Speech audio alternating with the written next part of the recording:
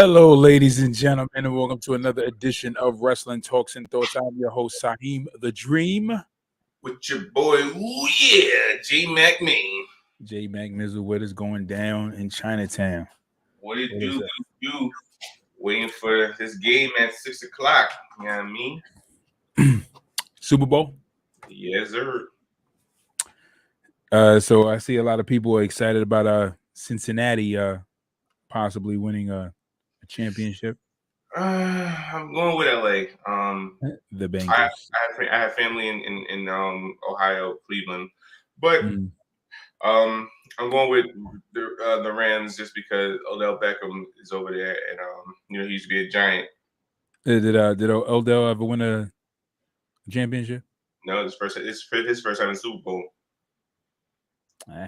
He went from New York to Cleveland. Now he's going to the Rams to try to get a ring. Well, hopefully Mr. Odell wins the big one. Angela Dukas has joined us. Thank you, Andrew, for joining us. He says my favorite match on AEW was CM Punk and John Moxley. Did you catch AEW? Yeah, I watched it. It was pretty good. Everybody kept talking about the Lance Archer and Adam Page match, so I actually watched it, and it was funny because hit him with the buckshot Larry at the beginning of the match, and then they came and took off the top rope, and I'm like, wow. yeah. There's a lot of shenanigans in that match, man. You had Jake the Snake trying to catch Adam Page with DDT outside the ring. They caught him with the shirt on clothesline. I'm like, oh, okay, Vince is Jake. Right.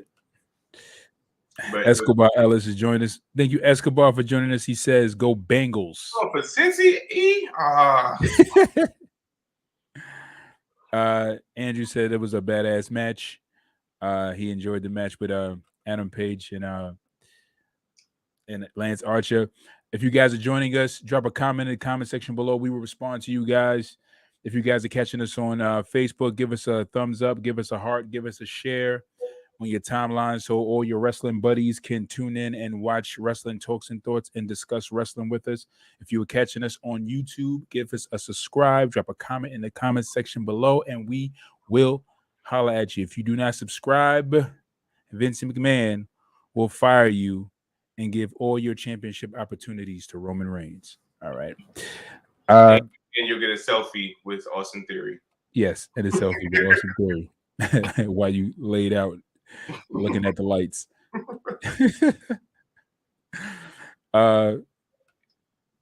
Let's see. Hold on a second. Something's wrong.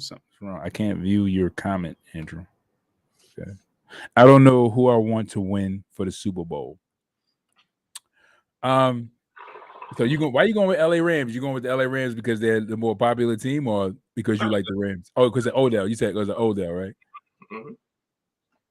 Yeah, right. I don't know if I'm going to watch it. I don't know. I think I may watch it just because of the spirit. Oh yeah, because of the halftime show. Oh, the halftime show is crazy. Everybody said it's too much, but the halftime show is definitely be crazy. Yeah, I think I think that's the only reason why I would watch it. Because I don't think they're getting paid for the halftime show. I don't think. No, they getting paid for that. I know Dre's getting paid for that show. Ain't nobody trying to be up on stage not get no cash, huh? Mary J's not. She said on a radio station. I forgot which radio station she was on, but she said they're not getting paid. She said she's doing it for the experience and the exposure. That's ridiculous, man. Why? See, this is the thing, man. Yo, listen, man. Listen, Sean Keys is in the building. Thank you for joining us, Sean Keys. Something's wrong with my scroll. I can't. The comments is coming up like weird. All right. Andrew says I might watch it just for the WrestleMania previews. You know what? I think my thing about the Super Bowl is real quick. Let me take this banner off because we're talking about Super Bowl. We ain't even talking about wrestling right now. So listen, these guys, the Super Bowl is a multi-billion. They make so much money. The NFL makes they make billions of dollars. I remember, fans were going, the NFL was going crazy because of the whole Kaepernick thing, because you had football players kneeling, and then they were losing so much money because some fans weren't watching because of the protest. and then you had some so they were losing a lot of money, and they were just pissed about it. Well, actually, prior to the kneeling, there were football players who didn't want to play, and they knew they would lose a lot of money. So then football players started kneeling, and they were losing like millions and millions on millions of dollars because some people were watching this, some people wasn't watching this, some football players didn't want to play, all this other stuff, whatever the case may be, whatever. But long story short, my point is this: they make like billions of dollars. I think they make more than any other sport, and I think second is basketball, and third is football. Baseball, or something like that. But they make more than any other sport. How come you don't want to pay these performers to perform? You have enough cash to spare. Well, honestly, as far as contracts, football is the lowest paid sport. The lowest paid, as far as contracts, right? But as far as sport that brings in the most revenue. I think football makes the most. They make the most. They make the most out of the Super Bowl makes more than the playoffs, than the what the heck is the World Series? World Series, and the Super Bowl is one game, where the World Series, the finals, they're like best of 7. Right, but the Super Bowl still makes more than that. Yeah, because it's only one game, and then the football season is condensed to a couple of weeks, where basketball is 82 games, baseball is 182 games. Right. So you think Michael Jackson? You think Michael Jackson got paid when he did that performance at the Super Bowl? I'm sure he did. Do you think Beyonce got paid when she did that performance at the Super Bowl? Unless the check is cleared. Right. It's like, I'm not going on that stage until that check is cleared. Like, and then you had but now you got Mary J. Blige, who's going on there. She gonna do her drunk aunt dance, the drunk auntie dance. God, please no. Do the drunk aunt dance. She gonna go on the Super Bowl stage, do a drunk aunt dance, and not get her money. Pay that woman, man. Pay Mary J. Blige her money. This is ridiculous. I think for more is more the publicity, because she has an album coming out. So, she performed a song or two from the new album. And they were, oh, wait, what's that song? And so it may boost sales for her album. So I guess that that way she'll be getting paid. Yeah, she definitely should get paid. Because what was it, last year, 2 years ago, when Shakira performed? A lot of people didn't know who Shakira was. Like, I was trying to see at my job. I'm like, yeah. He's like, yeah, who's that performed with Jennifer Lopez? I'm like, Shakira. He's like, who's that? I said, what you mean who's that? Right, exactly. And I bet you she got paid. She got paid, but I know a lot more people know who she is now. All right, so Shad has joined us. Yo, Shad, thank you, Shad, for joining us. Oh, Shad, yeah. And Andrew LaDuca says he's a big Eminem fan. Yeah, a lot of us are, man. I can't wait to see. I can't wait to see. That's why I want to watch it, because Kendrick Lamar, you got the whole aftermath. The only person that's missing is like 50 Cent, right? And 50 may be there. He may not be advertised. He may not be advertised. But you sure 50's not busy? He's gonna make us an appearance or a feature or something. Right. Yeah. 50 will show up. Probably show up. You can't leave Curtis out. Can't leave Mr. Boo Boo. Can't leave Boo Boo out, man. Listen, you know what's funny about 50 Cent, real quick? So I mean, he's from our hood, right? So yeah. I used to hear rumors about him when I was a kid. This kid Boo Boo, right, in the hood, in the neighborhood, that was terrorizing people. Not terrorizing, but he was always fighting people just for no reason, like just going around just fighting people. And I remember he beat up one of my friends some years ago. There's a girl named Mary Lou. She lived on my block. He beat up a girl? He beat up a girl, yeah. So yeah, it was a kid named and I didn't know that Boo Boo was 50 Cent. So because they used to call him Boo Boo before they call him 50 Cent. So in the hood, they used to call him Boo Boo, right? So they used to always talk about him as a kid. And then one time he came on the block and he had a fight with this kid, one of my friends who lived down south, and he would come up and visit. And in the summer, he came on the block and we was all hanging out. And then Boo Boo, 50 Cent walked through the block and he got into a fist fight with him, just like randomly, out of like for no reason. Like they just got into a straight fist fight. Like it was just bad random. And they just started, throwing punches. My mother came out, she broke it up. And then, but then, yeah, he beat up one of my female friends. Like, yeah, he punched her in the eye. She had like a black eye and everything. I mean, she fought him. She was pretty tough, for a girl. But, but yeah, he was unless there were two Boo Boos. But anyway, I know there's one boo boo, and I know he's from South Side. He's from South Jamaica. And there's only one boo boo from South Jamaica that I heard of, and that was spoken about. It was 50 Cent. Andrew says, anyone going to Universal Studios on March 5th, Saturday, to see LL Cool J? Universal in Orlando or Cali?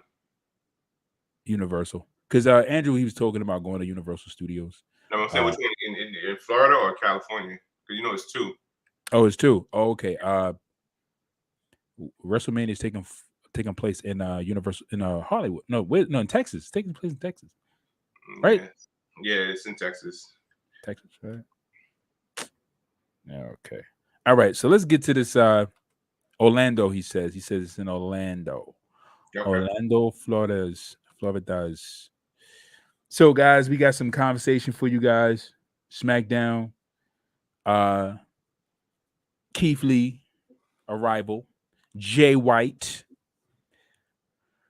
Once your Bullet Club for life. You've took the oath, and now you must prove yourself to the Bullet Club.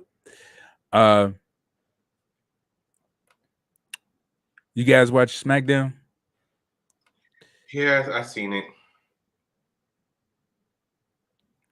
It was all right. So Goldberg apparently is here to stay, and he does not want to go away. Goldberg, oh Goldberg, why won't you leave? John Keys, he's seen SmackDown. Goldberg, oh Goldberg, why won't you leave? You've been choking us with your spears and your jackhammers. We just want to breathe. Goldberg, oh Goldberg, you are so old. Goldberg, oh Goldberg, where for Bill? Why won't you go? Is the legacy? So apparently he wants to stay. That was my poem for Goldberg, Bill Goldberg. I hope you like it. Andrew says, "Hell yeah!" And AEW was better than SmackDown. I don't know. He said he's here to stay. Goldberg does not want to go away. He said this time this reign is going to stick. So I hope that Goldberg is 100%. This is what I have to say. Hope Goldberg is 100%. I hope his leg is good. I hope he is 100% and he can go in and have the matches that he wants to have. And he really makes something great of this time in WWE. I'm not sure if that was actually part of the storyline or angle when he was saying that my reign is going to stick, meaning that he's actually going to retire after he, goes against Roman, because we know he's going to lose against Roman. So, right. So I personally think that him saying he's here to stay was more storyline because, you know what I'm saying? Because if he's like, yeah, this is my last chance, this is my last match kind of thing, we all know he's going to lose. So for him saying I'm not going anywhere, kind of like, all right, well, he said he's not going anywhere. So if he does win, we know he's not.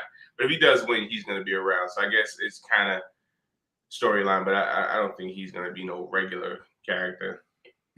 I mean, I'm sorry, regular superstar. I don't want to say character. Right. Yeah, because he, pretty much has his family. But apparently it's weird. That was weird. Now it's like Brock wants to stay around, and now Goldberg wants to stay around. Like these guys don't want to leave. It's just like go somewhere. I want Goldberg to go to Raw and get his revenge on Bobby. He already got his. No, he already got his revenge on Bobby. He already beat Bobby. Like him and Bobby fought the first time. Bobby beat him. Second time they fought, Goldberg won. So here's what I was. So I kind of fast forward through Raw a little bit, but I need to go back because I think it was a segment with when the Mysterio was on Miz TV, and I kind of read it. I was like, yo, I wish I'd have heard that live. But so from my understanding, Miz, Ray, and Dominic was talking. Yeah. And Miz was like, hey, you're a lot taller than your dad, Ray. You sure Eddie's not your father? I was like, yo. Savage. You sure Eddie's not your pops? Yo, that was leave Eddie alone, man. This guy, Eddie, leave Eddie alone. He's savage. Just straight savage. So the thing that kind of got me tuned off for SmackDown was the Sami Zayn segment with the electrocuting Mike with Rich Booze. I was like, what? Moments where I ask myself, why am I still watching? I was like, wait. Like, sitting there. Let me tell you something. And you heard the buzz. Next thing you know, he's in I was like, what happened? I was like, it's like the bike short? Like, what happened? He falls on the floor, and then Sami Zayn kicks him in the face.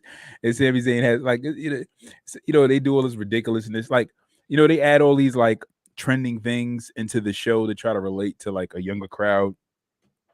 They add, you got a live podcast in the middle of the ring, like as if it's going to really be recorded and uploaded on Spotify or something. It's not going to be recorded and uploaded. It's just for the show. And it's just like, why are we doing this? Why are we doing a live podcast that's only going to be like, what, 5 minutes long? Like right. a 5-minute podcast about what we already see. And then, there's no depth in the conversation. Like, what are we watching here? Like, so, it's ridiculous, man. And then, meanwhile, Jesus Christ. Oh God. Anyway, so SmackDown was really whatever. Naomi went against Charlotte for the women's title. We knew that wasn't going to go anywhere. Mm-hmm. They fought. It was a pretty good match. It was a pretty good match. We knew it was going to go anywhere. Again, Charlotte wins clean against Naomi. Yes. So let's get back to this topic, right?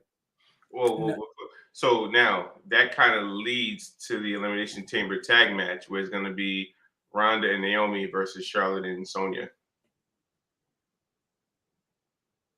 Yeah, that was announced after SmackDown. You think Rhonda's going to turn on Naomi? No. And then her, Sonya Deville, and whatchamacallit, Shayna Baszler start their faction?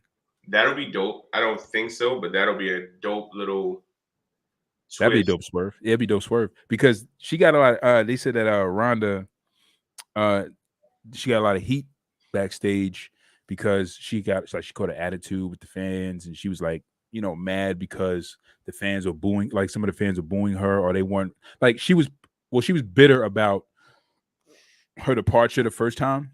Because the fans booed her and they weren't cheering for her, even though she was a baby face, because she wasn't so entertaining.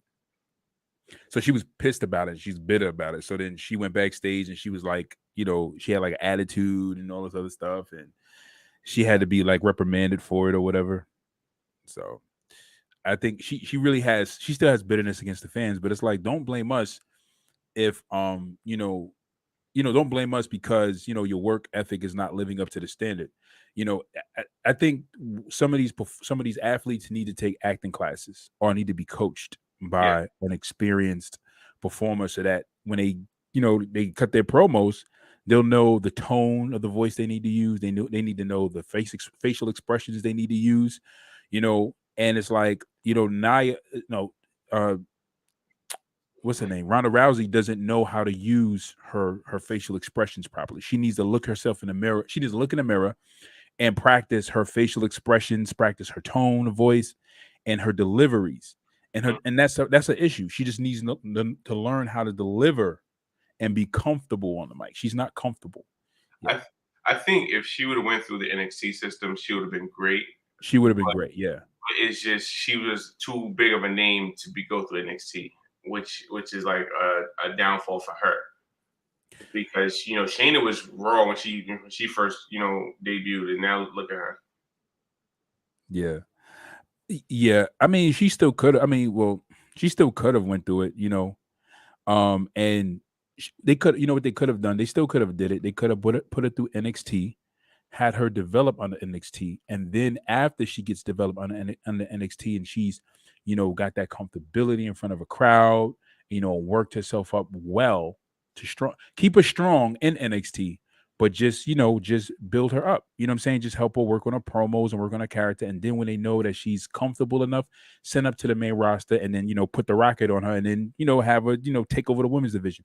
It's that simple. They could have did that with anybody. Like they could have did it with Shayna. they were doing it with Shayna, and then they they put a stop to it. But with Rhonda, they just threw her straight in the water with the sharks. I don't know why. They could have developed her a little bit more. But whatever. So now she's out there stinking up the show. Coming out there with her, snotty, weird, angry face, doing this with her mouth. It's like just go somewhere, Rhonda. She got a nice body though. I mean, it's all right. It's better than Charlotte's. My body better than Charlotte's. Anybody's body's better than Charlotte's. Dewdrop body's better than Charlotte's. You said what? Dewdrop body's better than Charlotte's. Dewdrop got more shape than Charlotte. Oh God, Charlotte's built like a freaking linebacker. Oh God, like you said, she's built like Rick Boone. Now she built like a light pole. Oh, oh God, that picture I sent in the group of her trying to show her little cakes off. Oh yeah, horrible. It was like, what is she doing? She's showing off the rest of her back. Like, what's happening here? I bet she be stabbing Andrade in the thigh. I was like, oh my God. I'm like, You see that picture? Like, when you would have vomit. Yeah. So yeah, man. Charlotte in her $1 million shape. Hey, when she was on Monday, I might have get my body done and come back looking like Bianca. Everybody's like, "Oh, wait a minute." Right. Where's Andrade from? True. I don't know. Let me see. Is Andrade from is he from DR? Because if Andrade's from DR, he need to take her there so he should get a body done, get the butt shots, get something, get them hips. He's like, come on, mommy, I'm gonna take you to what you would call it, Dominican, to take you to DR, get you some butt shots. Oh, he's from Mexico. He from Mexico? Oh, yeah. Okay. Oh, Andrade from Mexico. All right. If he was from DR, I'd be like, yo, if you from DR, man, take her. DR, hook up with your doctors, get them butt shots, get them implants. It's like, yo, man, she got oh man. Ugh. And he sleeps with her too, man. Yeah, no. I think Andrade just sleeping with her because she's famous. I think he's with her because she's famous. Maybe he likes her though. Charlotte would be nice. She'd be nice. She'd be better looking if she had a better shape. But to me, I just felt like she was playing herself, bending over in that picture like that. I was just like, what is she doing? What are you doing, Charlotte? That's the thing about, fame. Fame and publicity is like once you get the attention, it kind of does go to your head a little bit because people like you and enjoy you for what you do and when the kind of services you provide is very entertaining. So because you provide this entertaining service, it kind of goes to your ego a little bit and makes you think that every part of you is like fine, like there's nothing wrong with you. But everybody has their flaws. Like, there are great things about us, and then there's some things about us that we wish we could change. And we say, we embrace those things that we don't like about ourselves, but then at the same time, it's like even though we embrace those things, we still don't try to champion those things as though they're the best things. Hence Charlotte's butt. She has that. So don't bend over in pitches again, Charlotte. You're a great wrestler. You're great in the ring. You're great in the mic. But your buns ain't working today. She leaves in the locker room. You said what? She leaves in the locker room.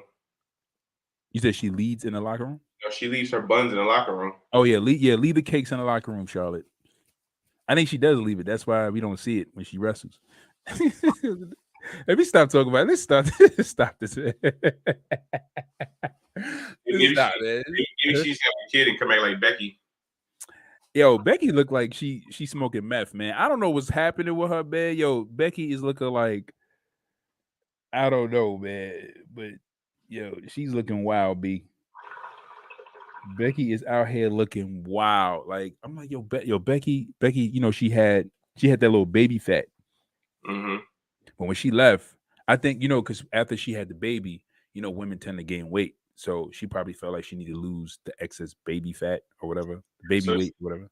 so now she's bone butt Bex. This word, she's bone booty Bex, bony booty Bex.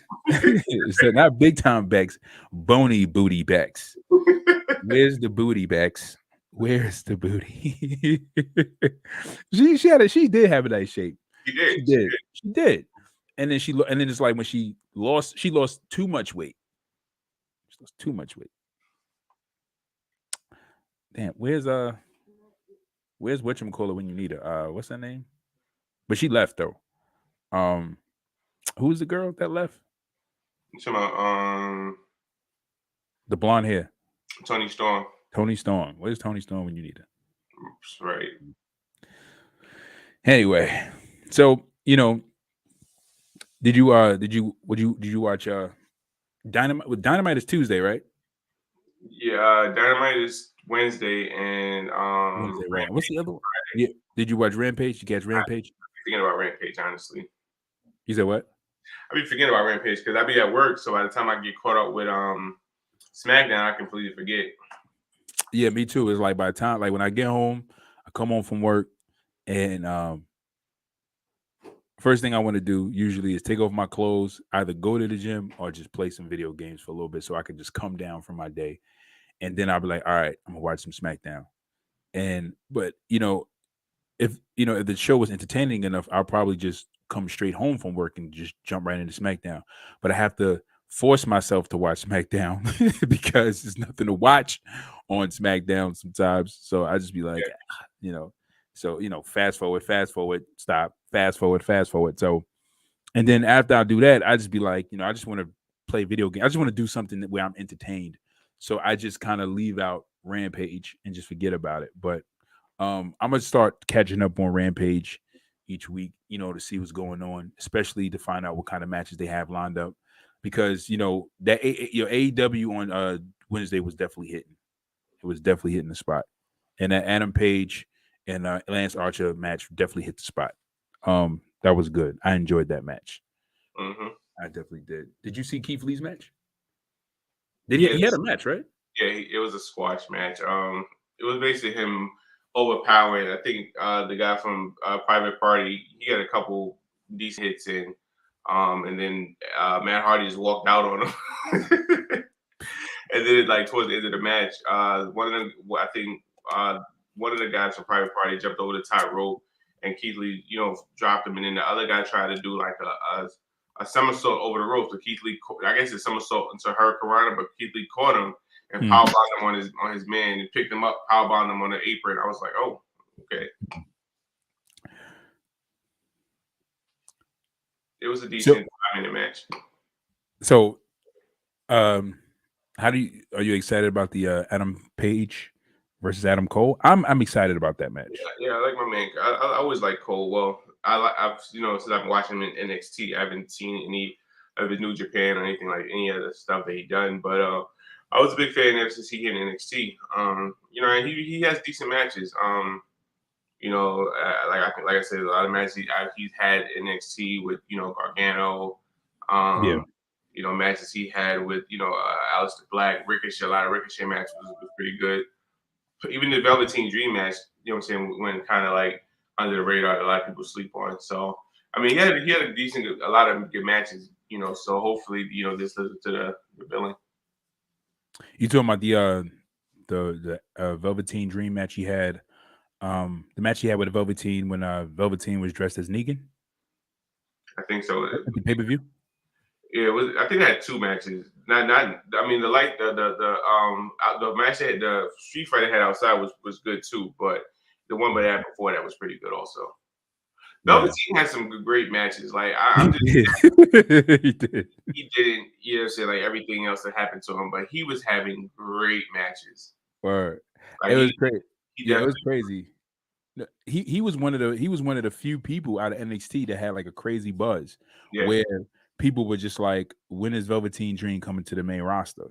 Yeah. Like I heard about Velveteen Dream through people in the comment section, and every time I would go to I would look at Wrestle Talks online on Wrestle Talks on YouTube. I would look at Wrestling Hub, different, wrestling YouTubers who would post videos and stuff and do, their commentary on the, news and stuff like that. People would just kept like they would just talk about Velveteen Dream. And then even they would talk about Velveteen Dream and just talk about just mention him. I'm like, well, who's this guy they keep talking about? And then when I seen him, I was like, this the guy they talking about? So I was like, okay. And then I seen his matches. I was like, oh, okay. I get it. Like I got him. I got his character. I got it. So I was like, okay. And it was like, yeah, this guy's pretty good. I was like, this is really good. I seen one and then I seen one match, and after that, I was just like, oh, this guy's pretty good. And then I just started getting into his character and starting to see, what he was doing. He was coming out, with different type of attires. He came out with the Hulk Hogan attire, the NWO attire. He came out with the Ravishing Rick Rude attire. That was dope. Just doing different things with his gear, and had great matches, man. That first it was hard to get grasp because he had that he was like he was flamboyant. So you're like, all right, I don't know about this guy. Like, what is he doing? What's he trying to do? And then after a while, it kind of channeled, like it started put you in a Goldust mindset. So you're like, well, Goldust is doing the same thing. So he ain't really doing nothing too extra. So you know what? Yeah, let me see. And like you said, the character just kind of grew on you and rubbed off on you, and you were just like, oh, okay, Velveteen. So you kind of look past a lot of the flamboyant stuff he was doing, and was just like, yo, you about to go throw down. It actually adds. I think that was the thing that to me that got me was the flamboyancy. Like he was this Prince-like guy or Michael Jackson-ish kind of guy, and Right. he came in the ring. I say Prince-like, and he had this androgynous kind of personality. And I think that's what got me was the androgynous personality because it adds to the drama in the ring. Mm-hmm. So it's watching this guy, with this androgynous personality and watching him wrestle and wrestling these brawly guys and then him putting on, doing these great maneuvers and then seeing, can he win? Can he win? Can he win? And then when he wins, it's like, wow, yeah, he did it. So it's just like, yeah, he did it. Like, so it kind of makes you kind of cheer from because, the androgynous personality kind of looks, a little bit, it kind of looks a little weaker compared to the brawny kind of characters. So it kind of makes it look like they have an advantage over him. But then when you see him wrestle and then he wins, it's almost like, wow, it's some like he pulls out something unique in that makes the drama heighten in the match. So that heightens the drama. And I think that was one of the specialties of Velveteen Dream was that, and then also the flamboyance, him coming out, doing this little peacock swirl, spreading his arms out, doing his little thing in the ring and all that other stuff. Like it just added so much more to the match and to the character and the persona. But yeah, man, I hope I don't know. I hope he comes back. Because if Helicopter Rick is allowed to wrestle all those years, I'll say this again. If Helicopter Rick is allowed to wrestle for all those years, doing what he did to that stewardess on that plane, and still hold world titles and hold tag team titles and intercontinental titles and, and form groups and have all this pull and stuff backstage, you guys can give, wrestlers another chance. Some people make mistakes. Everybody's not perfect. We're all human. We all make mistakes. And it's so funny because we're now in this era where celebrities, apologies are not accepted. Celebrities are not allowed to be human anymore. Celebrities are meant to be seen as God now, where they make a mistake in their past, they apologize for it, and then we're not giving them forgiveness. You know what I'm saying? And I think that's one of the bad things about what's happening with social media is the fact that, when we uphold these celebrities, we understand they have a responsibility to set an example, being in the forefront of media. But at the same time, they're still human. They're not perfect. We love them for what they do, not because of their perfections. Part of what we love them for is part of their imperfections. You know what I'm saying? Because of sometimes they use profanity. Sometimes they use a little bit of, they use a little bit of unorthodox methods that are not conventional to most people, and what we consider to be the right thing. They have their little quirks that we like about them, that relates to our human side. And the sad part about it is when they do something wrong, first thing we do is we want to can them. We want to tell them how bad they are about what they do and what they say and all this other craziness. And it's just like, yo, man, yo, listen. If he apologized and he said he'll make amends of it, fine. But if this guy has a serious problem and he keeps doing it, then that's a problem that that needs to be checked and he needs to be canceled. But they be ready to cancel like celebrities just for like, it's like, oh yeah, he did da da da da da. Let's cancel him. Boom, it's done. And it's like, all right, yo, listen, I get it, understand. This person made the comments. This person said what they said. They did what they did. If this person doesn't have a history of doing it, fine. Where they're consistently doing it, if they did it and they apologize and they made a mistake, all right, cool, because we all, make mistakes. But they wilding, B. You heard about Brian Kendrick? No. So Brian Kendrick apparently made some comments. And some years ago, he was really young. I'm not sure if he was on the WWE roster, but it was a video of him. He made some comments he shouldn't have made. He apologized for it. Now AEW was like, we're done. Like they're done with him. So, and it's crazy. It's just like if you make a mistake, I think this is the thing. If you make a mistake, don't make it on camera. Yeah. Don't make a mistake on camera where people can play it back to you. If you make any mistakes, make sure no one's recording. But that's the best advice I could ever give you if you're a celebrity or if you aspire to be a celebrity. Ask Sammy Guevara. Ex Sammy Guevara, right? And Hulk Hogan. Don't make your mistakes on camera. At least if you make it behind camera, there is some kind of damage control they could do. You know what I'm saying? Where they could like say, yeah, it was taken out of context. Ask Joe Rogan. Don't make comments. Don't make your mistakes on camera. You make your mistakes on camera, they'll always throw it in your face and say, we have this recorded where we can live through this trauma for the rest of our lives because you've bruised us so much. But these comments and it's just be like, yo, these people, like, listen, because it's crazy. Because it's like when you make a mistake as a human being, you want somebody to forgive you, right?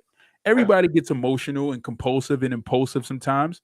And in the heat of the moment, sometimes we say things or we do things, or sometimes we think that us doing this particular thing may,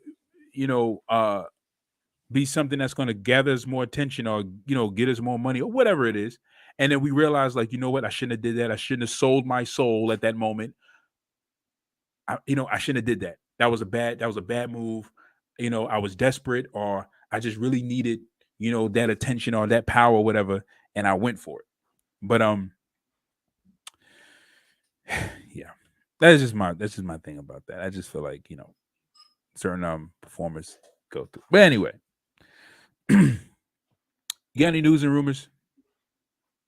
Let me look at the archives. Because I've been, I check my little site all the time, but yeah, I have some. Oh, Hulk Hogan said he's the second greatest pro wrestler of all time. Second greatest? Who's the first? Bruno Sammartino? That's one. Let me skim through this little passage he says. I don't think Hogan should have mentioned. I don't think Hogan should have said that. I think Hogan should have just never mentioned whether he was the greatest, or even ranked himself, just so that he doesn't give people a valid reason to say even Hogan said he's the second greatest wrestler. You know what I'm saying? Like, to leave it open for debate so that people can just argue with the mystique of whether they can view him as the greatest or not. You know what I'm saying? Oh, so he says Ric Flair's number 1, he's number 2, and Stone Cold is number 3. He said Rick. See, that's what I'm saying, man. See, now Hogan making even more mistakes. You didn't said what? Hogan, it's time for you to shut up. Just shut up, Hogan. Shut up, Hogan. Hogan, shut up.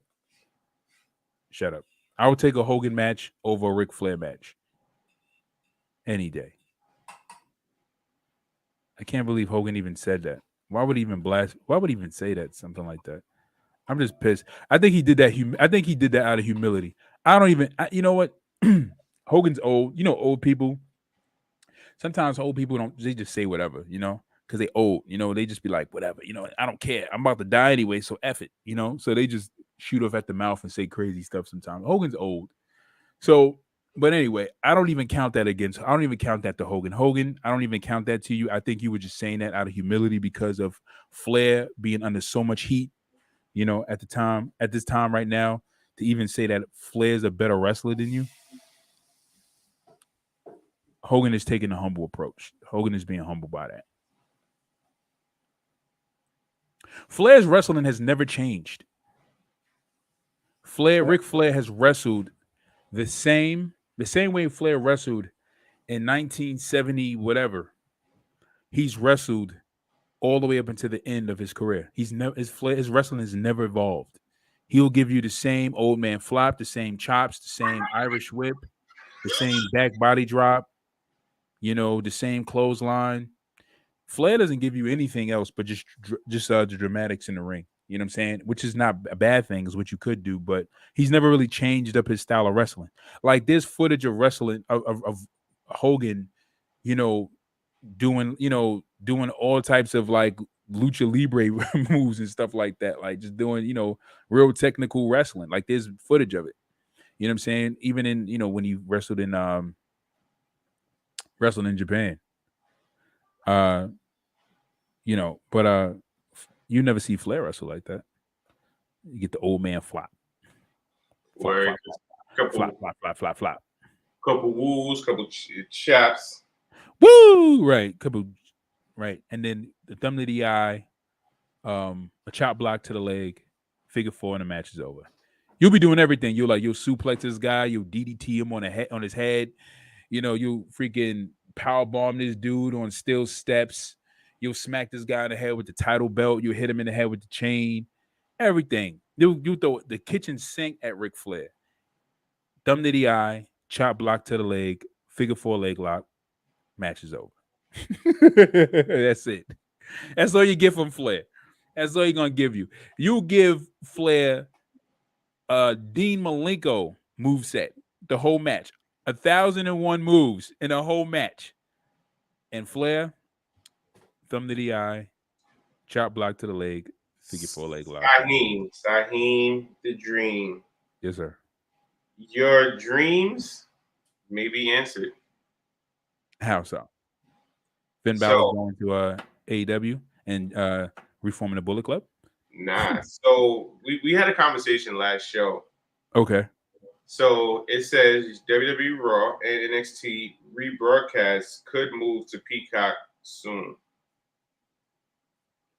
So they're doing so the rebroadcasting of the shows are going to be on there like the day after or the next day. Yeah, I'm gonna read the article. Let me see if it's a long article. Okay. No, it's not long. All right. So it says, oh God, I already saw a name I don't like. Anyway, WWE fans have been always griped that they have to use Hulu to see Raw and SmackDown the next day. If they're not Hulu subscribers, they have to wait for the show to turn up on Peacock. Hulu currently holds the second-day rights to rebroadcast several WWE programs. WWE President Nick Khan has been adamant about that the company will make huge money with new streaming rights deals. Khan has touted the upcoming negotiations for WWE flagship television shows as heavily in demand. The Hulu deal is coming up soon, and the WWE universe could finally get their wish. Dave Meltzer talked about the details on the latest Wrestling Observer Radio. When the second day rights come up for negotiations, Peacock has an edge. NBC Universal, the parent company of Peacock, has budgeted a huge amount of money for the new programming. They don't want us to focus on Hulu. Also, Peacock, which is losing money like crazy. It's almost over $1 billion this last year. Peacock has been giving a budget of $3 billion for new programming for next year. So this seems to add up to that the Peacock will bid heavily for the second day rights of WWE, since they already have a WWE section on Peacock to begin with, and pretty much it's the consideration of WWE Network. So all the people who are talking about they can't get that window for Raw and SmackDown with down from 30 days, and the real reason is because the deal with Hulu. When that deal runs out, I strongly suspect, given the budget of Peacock to get the new programming and what Nick Khan has been saying, and the fact that NBC Universal wants their shows on Peacock. SmackDown could be trickier because of Fox, but Raw as far as NXT, I would strongly suggest that they would be on Peacock versions of the WWE Network within a year. Well, under a year on the next day. I don't know about SmackDown because it's a little trickier.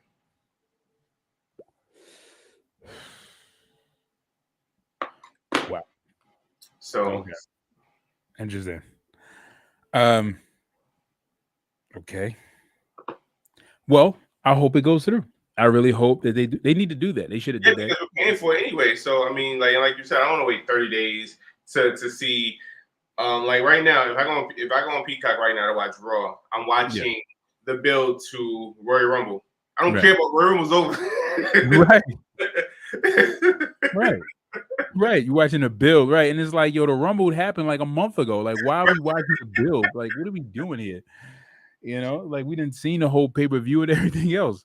Wait, no, matter of fact, no, I'm bugging. It may be day one fallout. Yeah, right. I think day one. Yeah, day one. Yeah, right. They still at day one. Like we're about to go into March soon. Jesus Christ, we're in the middle of February. I hope they do. I understand the reason why they don't do, live streaming on Peacock because of the station conflict, the station conflict, because you have SmackDown on Fox, you have Raw on USA. So those networks, the network conflict, that's what I meant to say, the network conflicts, because the networks pay for those shows, or they bid for those shows so that they can be shown on their network to boost their ratings. So Peacock would not have the right, or they would not give Peacock the right to stream on their app, because that would bring more of the viewers to the Peacock app versus them actually viewing it on their network. So they will lose viewers by everybody viewing it on the app. So I understand why they don't live stream on Peacock. But the other thing is, now I get why they don't they upload the episode so late, like a month behind, because they want fans to really go and watch Raw on USA and SmackDown on Fox, so that way they don't miss it. And they be like, if you want to catch it, you gotta watch Hulu. You gotta buy Hulu, or because they gave Hulu those rights to have the episodes the next day, unless they pull it from Hulu. They should pull it from Hulu and just put it up on Peacock, because Peacock gives you all the old WWE content, plus they give you the pay-per-view. So just put everything on Peacock, rather than having a Hulu. Just pull it from Hulu, put it on Peacock, and then have everything in one place. But they already did the deal with Hulu, so they're pulling their revenues from different streams. So because honestly, at this point, you only have their content on Hulu. That's the only content you have, it every on Hulu. So like, why even have it? It just makes sense. Right. So yeah, so it's just like everything should just be on Peacock. I mean, you should have just put the WWE Network on Hulu if that was the case. Right. But Hulu ain't paying like Peacock. NBC. That's NBC money. Right. That's that Bill Cosby money. That's that pudding pop money. That's that pudding pop money. So because they were paying Bill, because NBC is one of the biggest networks. I think NBC is owned by Viacom. I think they're owned by Viacom. So if they're owned by Viacom, is the biggest network. I think one of the biggest network companies in the United States, if not the biggest. They own MTV and a whole bunch of other stations. So Cartoon Network and VH1. So I believe Viacom owns NBC. So that's big money right there. So of course they definitely side with NBC. I have some other news, for you, Mr. J freaking Maine. Seth Rollins teases getting involved in Brock Lesnar Roman Reigns storyline. So Andrew LaDuca, if you're watching, if you're still tuned in, this may tickle your fancy. This may excite you. For you guys who are Seth Rollins fans, this may excite you. Let me get into the story very briefly. WWE star Seth Rollins sat down on Radio Row to discuss his recent WWE Universal Championship match with Roman Reigns at 2022 Royal Rumble event. Seth Rollins made his entrance for the match, decked in his old gear from his days in the Shield, the stable he, Roman Reigns, and AEW star John Moxley were once part of. Rollins talked about why he wore the gear for this match. Uh, he goes into blah blah blah. Let me just get to the meat and potatoes of this thing.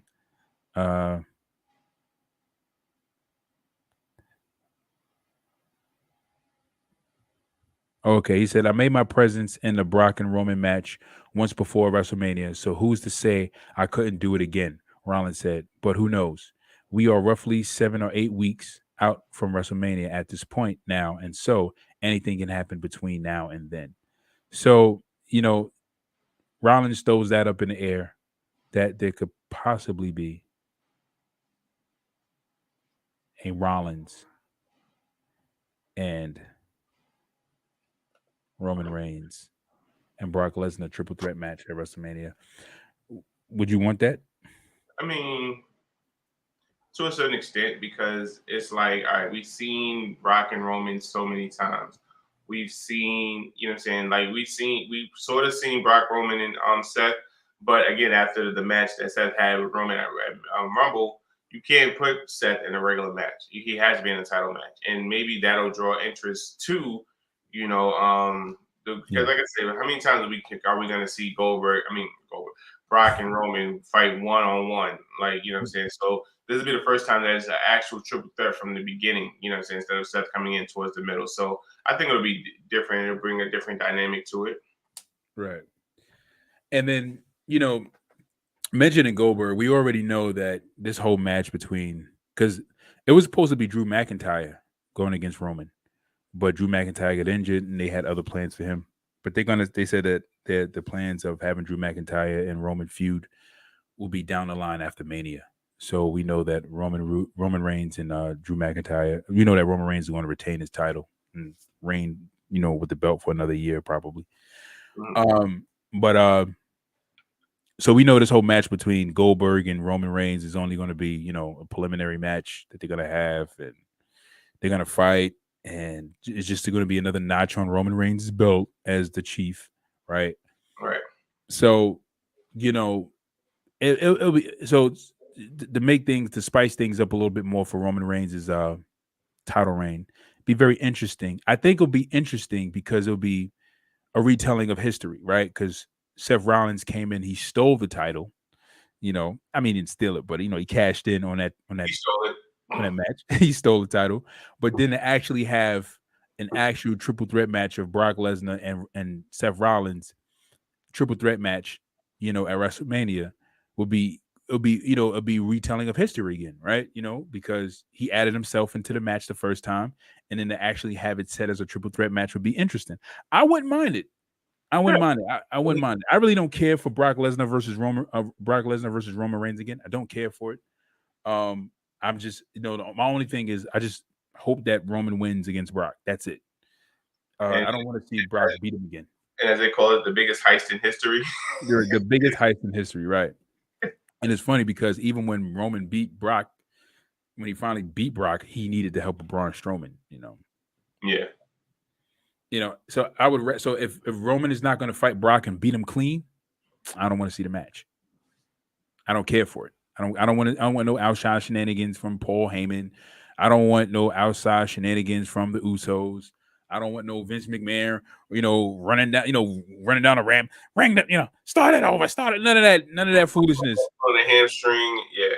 Right, or Vince McMahon coming down with a do-rag on and a steel chair in his hand, whatever, with a steel chair in his hand. It was me all along, Austin. It was me, do this, whatever. I don't want none of that. Just Roman fighting Brock clean. But let's get into this. Can we revisit this discussion we had last show again about Austin, Stone Cold Steve Austin? We've had, and I wish Sean and Ant was here because we need to have this discussion. We need to have this discussion again, and because no one can name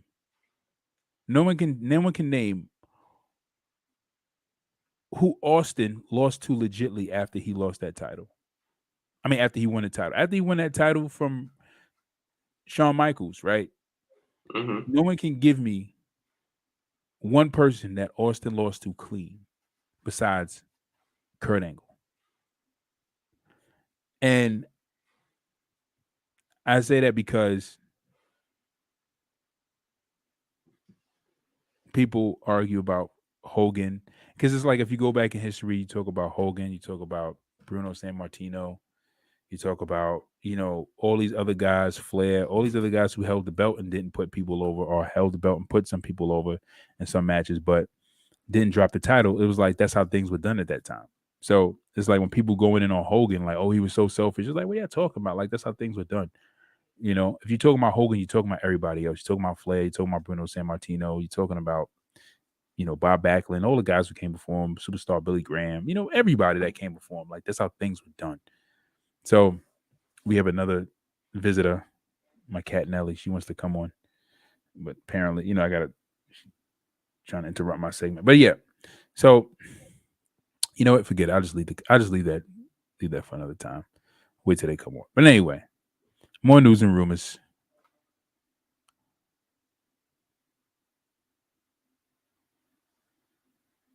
More news and rumors. How do you think? Who do you think is going to be the next AEW champion after Adam Page? Hopefully somebody homegrown, instead of a WWE guy. Right.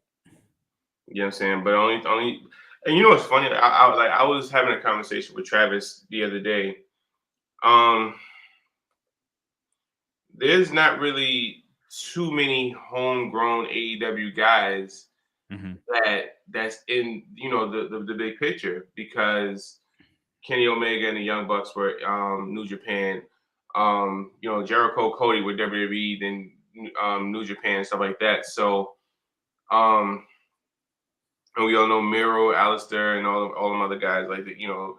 But Right. there aren't outside of maybe Darby Allin. You got Um, Adam Page. but Adam Page was with Omega in New Japan, wasn't he? A Ring of Honor. I think so. Yeah. Yeah. But So yeah, but they would be considered. So they would be considered homegrown in the aspect that they were never a WWE guy. yeah, but Never no, WWE guys. no. I mean, but I'm just about like AEW was your first big, what I'm saying, spot. Oh, promotion. Oh, Yeah, okay, okay, okay, okay, yeah, okay, about okay. like that kind of homegrown. And I don't know, like what you call it? What you call a house party? I don't know with them, but like I said, it's honestly like, and it's the thing about it, there's no really real homegrown guys in AEW, so it may have to be a WWE guy. And everybody's criticizing about Adam Cole's booking, so who knows, maybe Adam Cole. You know, but yeah, it's gonna be interesting to see. Hope then again, we may pull a swerve, and as you always, you may get your wish. Maybe Cody. I think, but I definitely agree with you 100%. You and Travis, I definitely agree with you guys 100%. I don't think a WWE guy should hold a belt in AEW for like at least the next 2 or 3 years. If they do it, they should do like a WWE guy like spaces apart, or just based on how hot they are. Because the thing about it is they already coming in hot. They already came off of a big opportunity, regardless of whether they were used properly or not. But you have people like Adam Page, who now has gotten a great opportunity. Kenny Omega, who's now gotten that great opportunity, and you got another person like Darby Allin, MJF, who should get a title shot, who should get a title. You have who else? You got Hook, who's up and coming, you know. Um, so some of these guys, who are again these homegrown guys, or these guys who probably can't, who were never touched by WWE. I think these guys should be considered before WWE guys. Keith Lee, Adam Cole, Miro, even John Moxley, um, you know, Aleister Black should just hold off. The only other person from WWE I feel like should get that title or should hold it, and because is Cody. Other than everybody else, simply because Cody was part of starting AEW. He's part of starting that promotion, and he's one of the reasons why AEW is made possible. The Young Bucks, Cody, Adam Page. I didn't even know Adam Page was part of the investment, but it was Adam Page, Young Bucks, and Cody, and Kenny Omega, who all put their money in and started all in. Like all five of those guys put their money in and started all in. And they invested into the event. I didn't even know Adam Page was a part of it, but he was a part of it. He's a part of the original All In group, and and all those guys put their money in and bet on it, and they put. So I think again Cody, Adam, and Omega definitely deserve to hold the title at least once. Kenny got his reign. Adam got his reigning now, and Cody needs to be next. I know they're holding off on Cody, and Cody is trying to. I don't know what Cody's trying to build talent, but I think Cody's taking too much of a humble role. Yeah, he wants to be a mid Carter, and there's nothing wrong with that. Yeah, I mean, there's a lot wrong with that. See, because the thing is like you come in, you wrestle, right? You start out as a novice, then you work your way up to being a mid Carter to prove your potential of being a main eventer.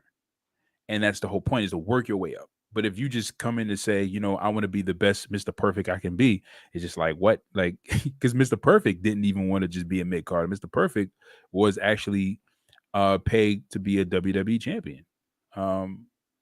But apparently, Andrew says SmackDown could be better. I don't know what's wrong with my comment section, but it's like I have comments below and I can't put them up. But yeah, so no one says I want to be the best Ravishing Rick Rude I can be. I want to be the best. And even Ravishing Rick Rude held a WCW world title, but it's not recorded in history because it was a WCW international title. So they had a WCW world title, which was at WCW main promotion, and then you had the WCW international title where that person will be an international WCW champion going to New Japan and other promotions as their international champion. They'll be considered in the lines of a WCW champion, the same thing, but they'll be like, they'll just travel around with the WCW belt and defend it in other promotions, which was a great idea. But Ravishing Rick Rude was not acknowledged as a international champion because Ric Flair was an international champion. That's how many championships Ric Flair held. People don't like when I go in on Flair about how selfish Flair was. It's like yo, y'all don't understand, man. Like Flair was like y'all talk about Flair was horrible, bro. Like when Flair didn't have that title, he had another title. No matter what, like he just had another title, like just to have it. And it's like, bro, you don't need this title. Like somebody else needs to hold his title. Like he didn't go years without titles. Like he just held title. He went title to title. He was jumping title to title. Like it was ridiculous. But anyway, but yeah, so I think that WWE, I'm sorry, AEW definitely needs to focus on, I agree, homegrown talent and not put that belt on. I like Keith Lee. I like Adam Cole. I think Adam Cole will be a great AEW champion. I think it'd be cool to see him with the championship belt. I think more so with the TNA title prior to the AEW, but I think he'll be dope with the title. But yeah, but I think Adam Cole. I don't think Adam Cole time is now. Like no, like Adam Cole needs. Adam Cole. He's ready, but what? You know what? I changed my perspective. I know who definitely should be the next champion. Who? MJF. No, that's who I think should be. It'll be perfect. It's perfect. Yeah, MJF is perfect. It's funny you said that because that's exact. I was going to say that. I was going to make that comment earlier, but I forgot my thought. But yeah, I think he should be next after Adam Page. He should be next. He should be the one to take the belt off Adam Page, and then after MJF, go to another AEW guy, circle back around to Kenny Omega or circle back around to Adam Page. But don't put that belt on another WWE. Don't put that belt on another WWE guy yet. Yeah. Don't do that yet. Don't do that yet, because again, the AEW need to solidify themselves as a strong brand first. So I was reading an article too. I know it's kind of off topic a little bit, but we see AEW signing everybody and their mom at this point, right? Mm-hmm. But Tony Khan said himself, he's not gonna have money. He's not gonna have enough money to renew everybody's contracts. So at some point, all of these AEW guys, the top guys, are gonna be let go. And I guess that's when WWE probably can build some buzz back and sign some of these guys, or they'll go to New Japan, or they'll go to Ring of Honor or Impact and stuff like that. But WWE will have the opportunity to sign some of these guys, but AEW is going to keep the cream of the crop, the best, the best ones.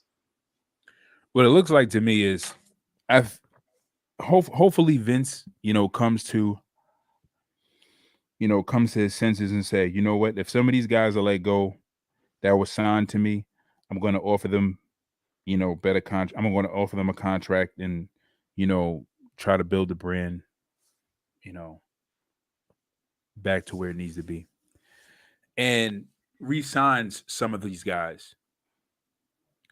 But if he decides, because my thing is, I feel like Vince may just be like, whatever, and just keep his NXT people that he's building, the people that we don't know about NXT, keep those guys and bring them over to the main roster and just build completely from scratch and just leave it like that. I think if like Keith Lee gets released or Adam Cole gets released or Kyle O'Reilly gets released, I don't think Vince McMahon is going to go after them. I think Shawn and Triple H will be like, yo, you need to go, like, Adam Cole was just released. You need to pick him up. He's a free agent. You need to bring him back and you need to give him a better role. And leave his name. Yeah, right, exactly. Goddamn name, Vincent. Right, bring back the Undisputed Era and then just let them do their thing on Raw. Roster, yeah. Yeah, but Vince, and again, but that's what Vince was thinking with sense. But if he does that, hopefully he does that. But what it looks like now, when he cleaned that roster out in NXT, it don't look like he gonna do that. I'm gonna tell you when Vince is gonna do that. When Vince will decide to do that when AEW really starts to look like a serious competitor, and AEW will look like a serious competitor when AEW gets more investors. They rebrand AEW in the same aesthetics as WWE with the branding, how it looks, and WWE will say, okay, you know what? Because I was looking at SmackDown and I was like, they're promoting Hell in a Cell. No, I'm sorry, Elimination Chamber. And you just seen like the graphic of the chamber and you see like the little little fireworks and stuff.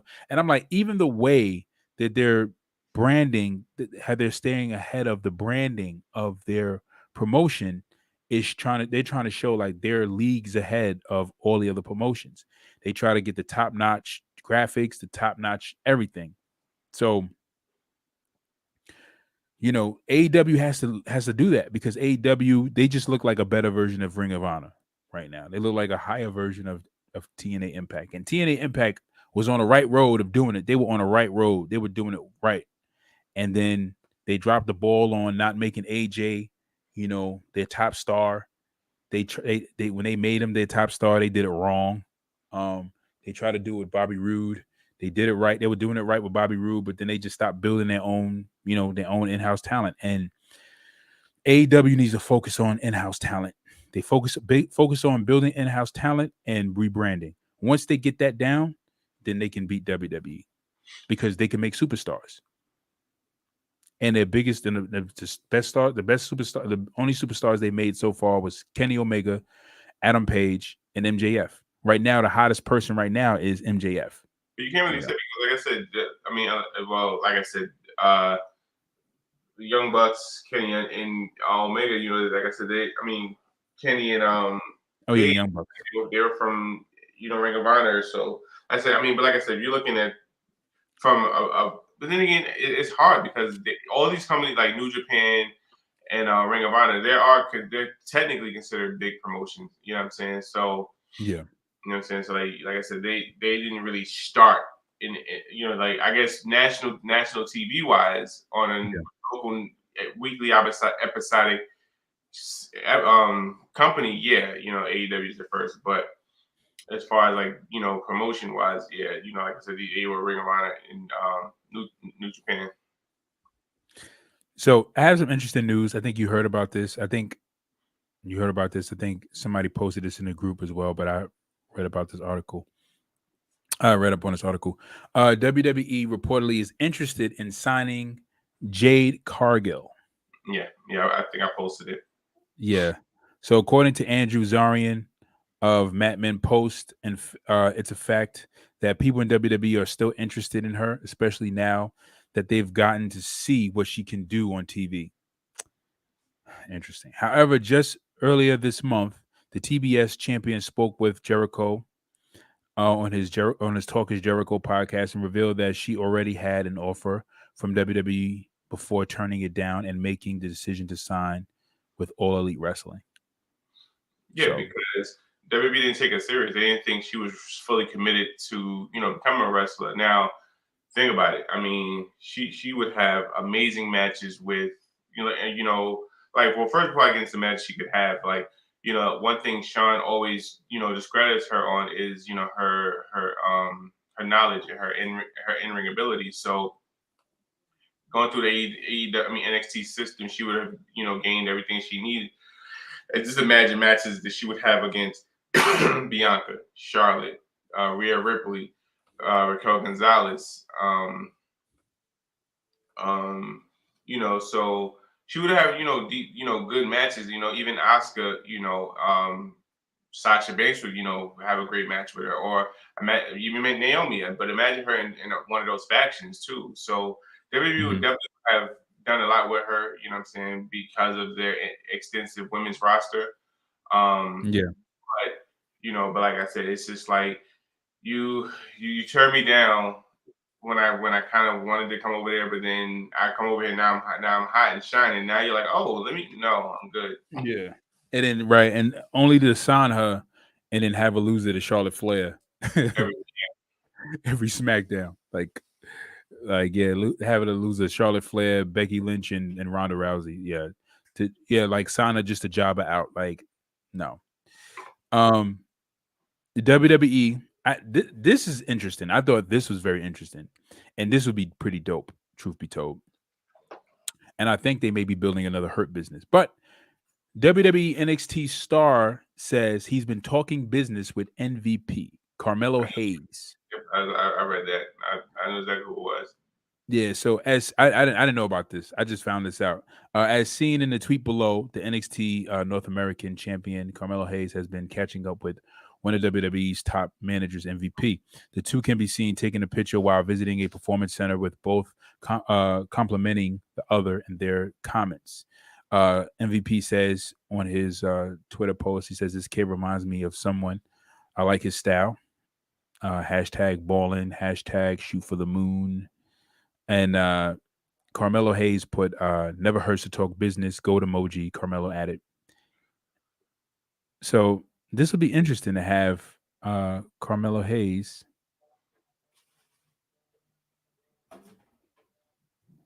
and MVP. I think that would be a great pairing, especially with Bobby as well, and them rebuilding.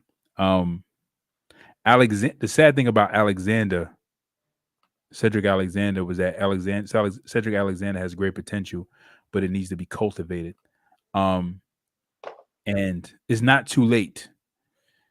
Give it 5 years, it'd probably be too late, but it's not too late for Cedric Alexander. But Carmelo will be probably the one that's going to be used.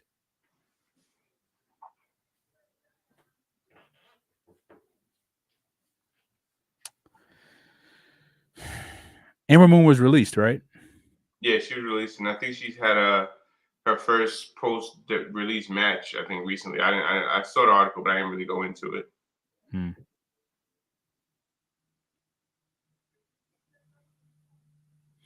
I think at the MJF they should try Jay White as the title holder as well.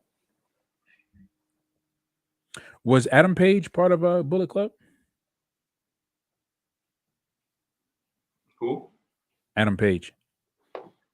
I don't know.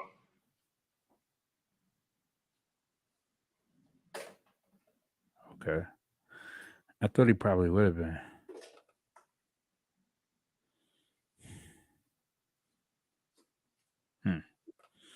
Are you getting 2K22? I was about to ask you. I am. I was on the fence about it a while because it was pissing me off because it's supposed to have been out since October. But I love my wrestling games, as you know, so I'm gonna get it.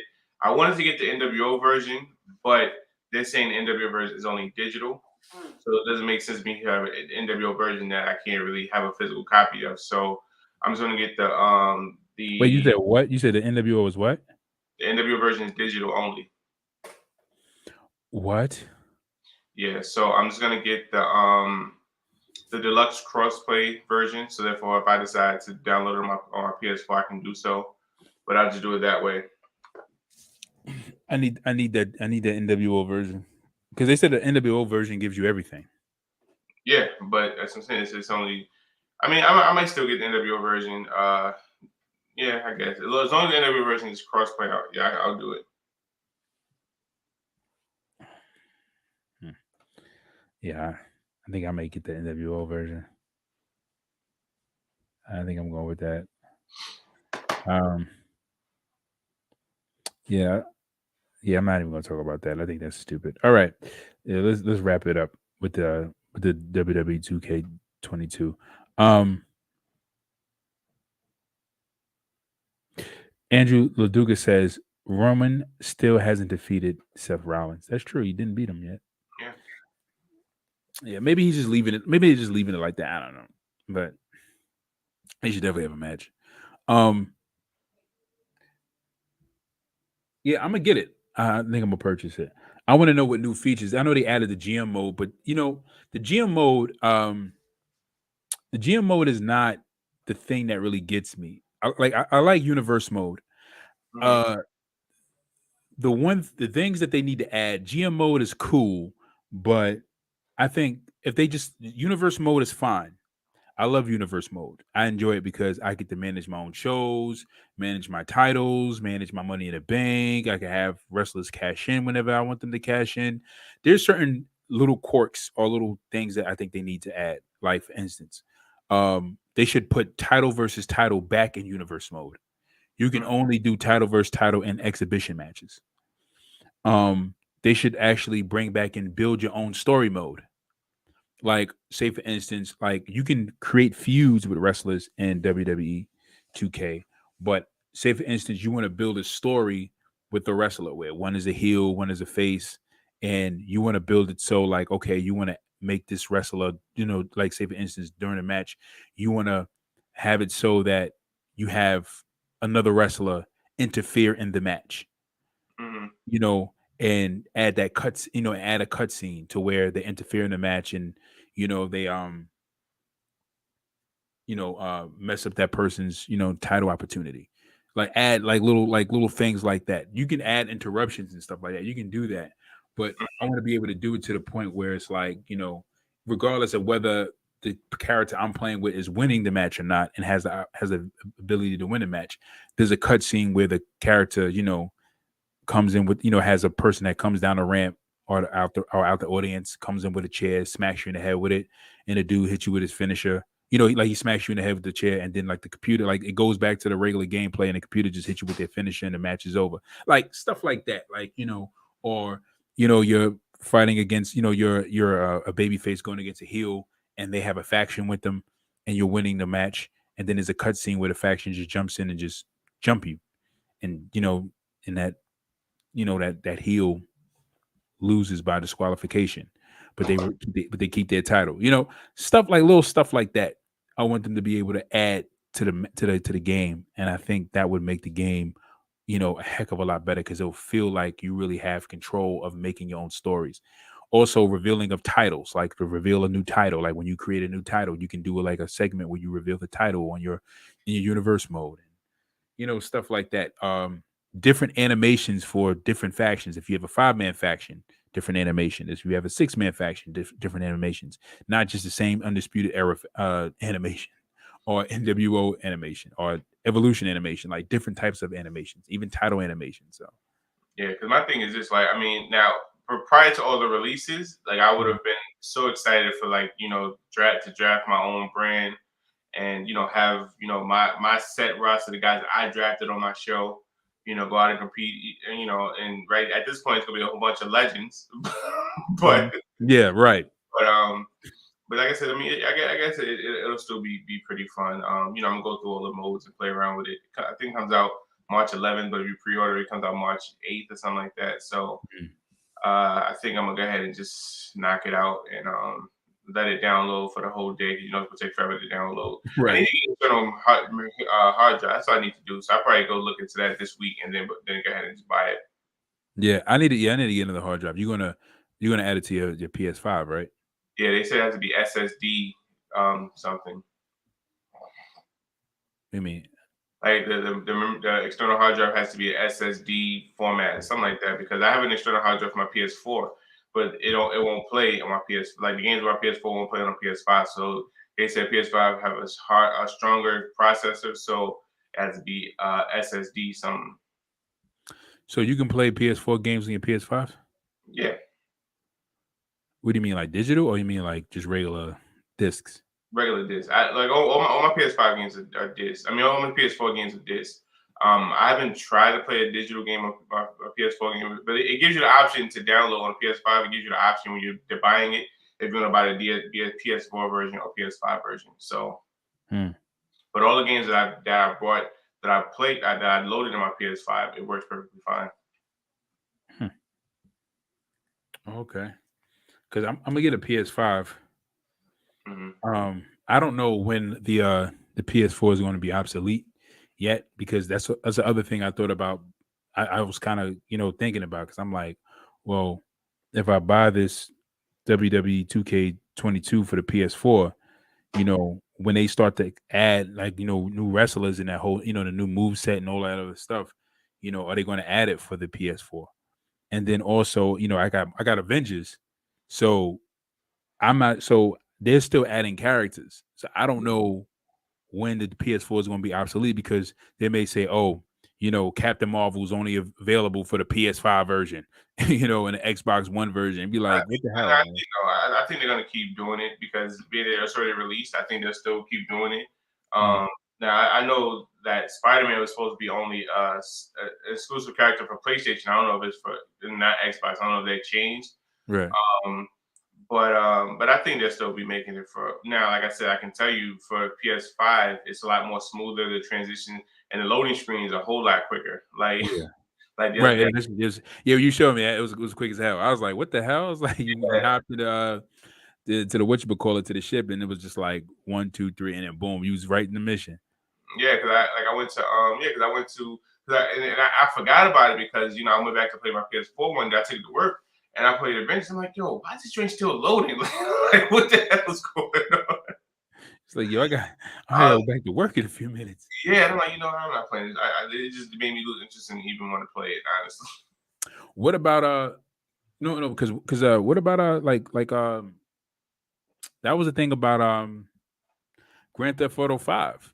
hmm That was the same thing. Like that was the same problem. Like, because I had the PS3, I bought Grand Theft Auto 5 when it first came out in 2013, hmm and I'm sitting there, spending money on it and playing it and leveling up my character and the story mode and everything. And then they were saying, oh, all future updates would only be added to the PS4 version. So I had to go. So once I got the PS4, I went and brought, Grand Theft Auto 5. But by that time, it was like 2014 or 2015, I think it was, when I brought the Grand Theft Auto 5. And at that time, it was like $30. You know what I'm saying? yeah. But then I brought it and I got all the updates and stuff like that. And it's crazy because the funny thing about it is I don't even play I don't even play my Grand Theft Auto 5. I haven't played Grand Theft Auto 5 in like 2 years, yo. And Yeah. they're still updating it. I don't Yeah. know if yeah, they still added updates. They added so much to it since My little brother's 2013. Or and they said I'm waiting for Grand Theft Auto 6. Grand Theft Auto 6, I'm a more than likely get that for the PS5 because that's when it's gonna come out. mm-hmm. Yeah, but I'm gonna wait for the Grand Theft Auto 6. But by the time, but I hope they don't do the same thing for the Grand Theft Auto 6, on PS5 and be like, all updates are gonna be available on PlayStation 6. So you'll be like, yo, come on, man. So, you know, yeah, so and that's my main that's my only concern about the 20 the 2K the WWE 2K22 is like, oh, all the future updates is going to be on the next gen, and I'm like, yo, why did I even buy the game in the first place? Like, don't sit you release the game late, and then you're going to give all the updates on the next generation after I brought it on the first gen on the last generation. It's like, don't do that. Like, I don't think there's good because 2K is a little different than I forgot what Grand Theft Auto producers are, but yeah, 2K they have basketball, golf and all this stuff, so they have to constantly keep sending updates for PS4 and PS5. And PS5 is fairly new, so I don't think they're gonna completely cut out PS4 yeah, yet. So you should be good. or because like with Marvel Avengers, I'm gonna be straight up like that's a grind. Like getting that XP and building that character, it's a grind, yo. It's a straight grind. So I Actually, don't. So I I already know. yeah, because I don't think I'm gonna be buying Marvel Avengers for the PS5 unless you telling me you got Prince Namor coming in, unless you telling me you got like Blue Marvel, you got Sentry, you got these Marvel characters that were part of the Avengers, Spectre, like that were like strongly comic book related. Like if you got these crazy characters added to the Marvel Avengers, you know what I'm saying, and you putting it on PS5, I'll buy it. But if you're just giving me like, She-Hulk and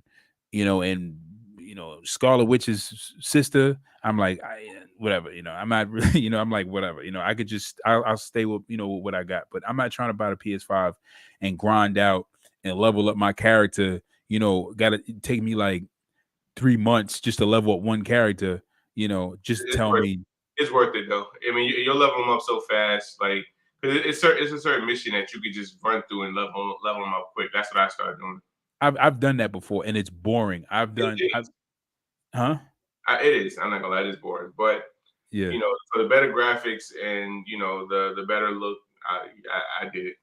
Yeah, and then they give you like, and then on the weekend they give you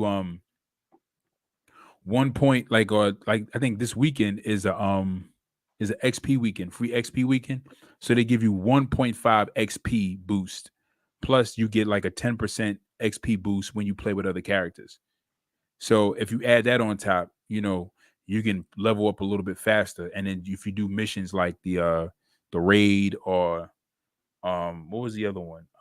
Omega level threat, where you fight the super adaptoid, or you fight the cosmic level threat where you fight Monica. You can level up a little bit. You can level up a lot faster because you fight those, high XP bosses and stuff like that. But when your character has low XP and a weak and they getting one shot by a missile, you got to play with other strong characters to actually beat the mission. So it's a lot. Anyway, all right, ladies and gentlemen, that's going to do it for today. If you guys are catching us on YouTube, drop a comment in the comment section below. If you guys catching us on YouTube again, give us a subscribe. Hit that subscribe button and join us as we talk wrestling. If you guys are catching us on Facebook, give us a like, give us a thumbs up, give us a share. Share us to your wrestling groups so all your wrestling buddies can join in the conversation. They can argue with J Mac Main and Saheem the Dream about wrestling or talk wrestling. If you don't do this, then Shane McMahon will steal your spot at the Royal Rumble and go on to main event WrestleMania. Again, ladies and gentlemen, thank you for joining us for another edition of Wrestling Talks and Thoughts. I'm your host, Saheem the Dream. With your boy J Mac Main. And we will see you guys later. Peace.